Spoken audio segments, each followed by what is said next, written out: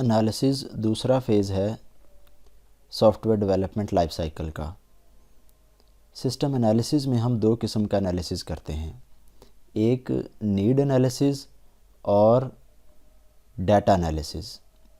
دو analysis کرنے کے بعد پھر ہم انالیسز رپورٹ لکھتے ہیں۔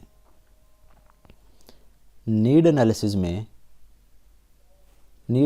میں ہم سسٹم کی ریکوائرمنٹس بتاتے ہیں کہ جو سسٹم ہم نے ڈیولپ کرنا ہے اس سسٹم کی ریکوائرمنٹس کیا ہیں، اس سسٹم سے ہم کون کون سے کام لینا چاہتے ہیں۔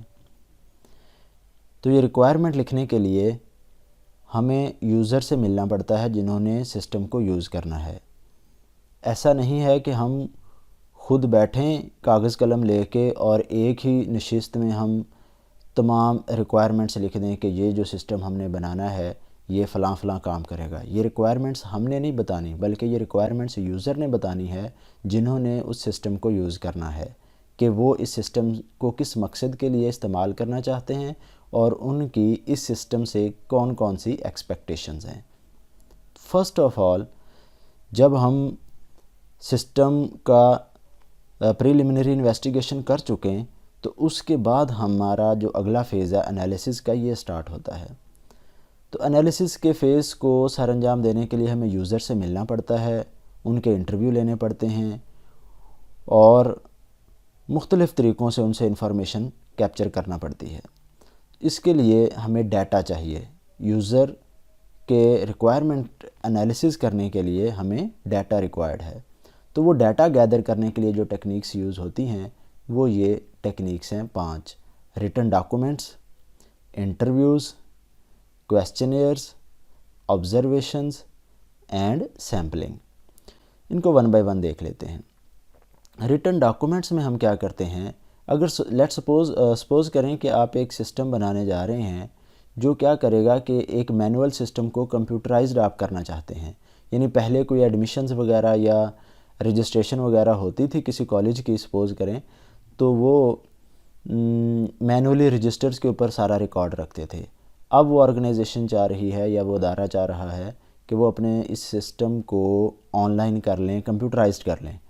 تو آپ کیا کریں گے، ان سے ریٹن ڈاکومنٹس لیں گے کہ آپ کس قسم کے فارمز فل کرواتے ہیں ایڈمیشن کے ٹائم، آپ کی ایڈمیشن پالیسی کیا ہے۔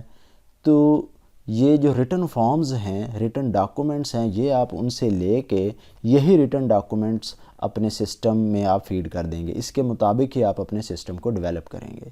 تو یہ جو ریٹن ڈاکومنٹس آپ یوز کریں گے یہ فارمز کی شکل میں، memos, business plans, policy statement یا چارٹس کی فارم میں یہ ہو سکتے ہیں۔ تو جو ریٹن ڈاکومنٹس کے بعد نیکسٹ کام آپ کیا کر سکتے ہیں، آپ ان کے انٹرویو کر سکتے ہیں۔ انٹرویو میں آپ نے یوزر کا انٹرویو یا مینیجر کا یا سپلائرز کا آپ انٹرویو کریں۔ انٹرویو کے دوران آپ کوشش کریں کہ جو کویسچنز ہوں وہ پریسائز ہوں، یعنی مختصر ہوں اور ریلیونٹ ہوں، ادھر ادھر کی گفتگو نہ کریں۔ تو یہ دوسرا طریقہ تھا ڈیٹا گیدر کرنے کا۔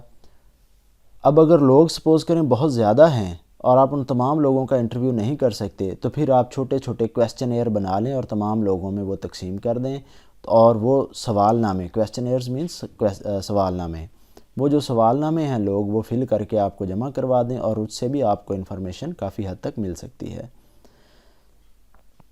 اس کے بعد کویسچنیئرز کے بعد نیکسٹ جو ٹیکنیک ہے وہ آبزرویشن ہے، کہ آپ اس جو لوگ پرانے سسٹم کے اوپر کام کر رہے ہیں آپ اس انوائرمنٹ میں جائیں، اس آفس میں جائیں اور جا کے دیکھیں کہ لوگ کس طرح کام کرتے ہیں اور ان کے کام کرنے کو آبزرو کریں۔ اس آبزرویشن سے بھی آپ کو کافی حد تک چیزیں کلیئر ہو جائیں گی۔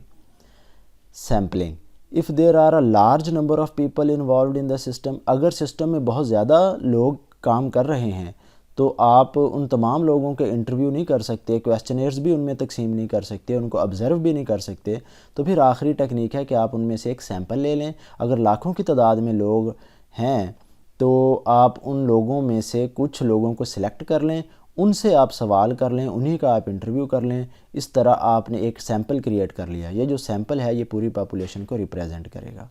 تو اس طریقے سے آپ لوگوں سے ڈیٹا اکٹھا کریں گے اور ڈیٹا اکٹھا کرنے کے بعد آپ اس ڈیٹا کی بیس پہ ایک ریکوائرمنٹ ڈاکومنٹ بنائیں گے۔ اس ریکوائرمنٹ ڈاکومنٹ کے اوپر تمام جو ٹاپ مینیجرز ہیں، جو اینڈ یوزر ہیں، وہ ان کی وہ ایگری ہوں گے ان ریکوائرمنٹس کے اوپر، آپ ان کے سگنیچر بھی لے لیں، اور فائنلی جب آپ سسٹم ڈیولپ کر لیں گے اس وقت انہی ریکوائرمنٹ کے بیس پہ آپ کا سسٹم ٹیسٹ ہوگا کہ کیا جو ٹیسٹنگ ہے، ٹیسٹنگ کے فیز میں ہم نے یہ ریکوائرمنٹس ہی دیکھنی ہے کہ کیا ہمارا سسٹم ان ریکوائرمنٹس کو پورا کر رہا ہے یا نہیں۔ اس لیے یہ یہیں پہ تمام لوگوں کا، تمام سٹیک ہولڈرز کا ریکوائرمنٹ ڈاکومنٹ کے اوپر متفق ہونا ضروری ہے اسی پہلے فیز میں۔ نیکسٹ انالیسس کا فیز ہے ڈیٹا انالیسس۔ ڈیٹا انالیسس میں ہم ڈیٹا کے بارے میں جانچ پڑتال کرتے ہیں۔ ہم نے پہلے بھی بات کی ہے کہ آج کے دور کی سب سے جو امپورٹنٹ کموڈٹی ہے، سرمایہ ہے، وہ ڈیٹا ہے۔ تو ہم چاہتے ہیں کہ جو ڈیٹا ہمارے سسٹم میں آئے وہ ڈیٹا بالکل ایکوریٹ ہو، کمپلیٹ ہو اینڈ ریڈیلی اویلیبل ہو۔ آپ نے آن لائن بہت سارے فارم وغیرہ فل کیے ہوں گے، اور آپ نے دیکھا ہوگا کہ جب آپ فارم فل کرتے ہیں تو آپ جب اس میں اپنا آئی ڈی کارڈ نمبر لکھتے ہیں تو وہ 13 ڈیجٹ ہی ریکوائرڈ کرتا ہے۔ اگر آپ 13 ڈیجٹ سے کم لکھیں گے تو بھی ایکسیپٹ نہیں کرتا، اور 13 ڈیجٹ سے مور وہ آپ کو لکھنے نہیں دیتا۔ اسی طرح جب آپ موبائل نمبر انٹر کرتے ہیں تو وہ موبائل نمبر میں آپ کو لیٹرز یعنی ABC وغیرہ نہیں لکھنے دیتا۔ اور یہ چیکس لگائے جاتے ہیں تاکہ جو ڈیٹا ہمارے سسٹم میں جائے وہ بالکل ایکوریٹ ہو اور کمپلیٹ ہو، انکمپلیٹ نہ ہو۔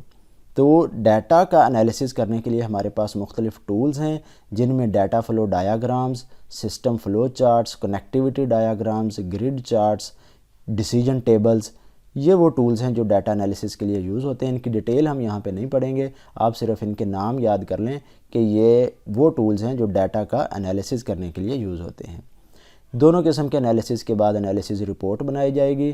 انالیسس رپورٹ 3 کام کرے گی۔ ایک تو انالیسس رپورٹ میں ہم یہ لکھیں گے کہ جو پرانا سسٹم ہے، ایگزسٹنگ سسٹم، وہ کس طرح کام کر رہا ہے، اور اس ایگزسٹنگ سسٹم میں خرابیاں کیا کیا ہیں، اور تیسری چیز کہ آپ نئے سسٹم کے لیے ریکمنڈیشن دیں گے کہ جو نیا سسٹم ہے وہ ان ریکمنڈیشنز کے اوپر بننا چاہیے۔ It should describe the requirements and recommendation for the new system. تو اس طرح انالیسز میں آپ ایک رپورٹ فائنل انالیسز کی تیار کر کے اپنے ٹاپ مینیجرز کو سبمٹ کروائیں گے، اور ٹاپ مینیجر اس رپورٹ کی روشنی میں پھر نیکسٹ کام کے لیے لائحہ عمل بنائیں گے۔ اب ان کو دیکھ لیں اور اچھی طرح سمجھ لیں، پھر جو نیکسٹ فیز ہے وہ ہم پھر پڑھیں گے۔ تھینک یو، اللہ حافظ۔